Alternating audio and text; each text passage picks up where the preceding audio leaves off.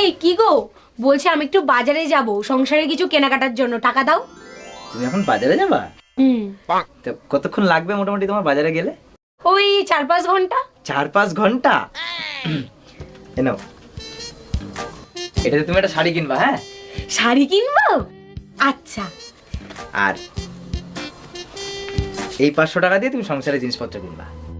আচ্ছা ঠিক আছে। 4-5 ঘন্টা।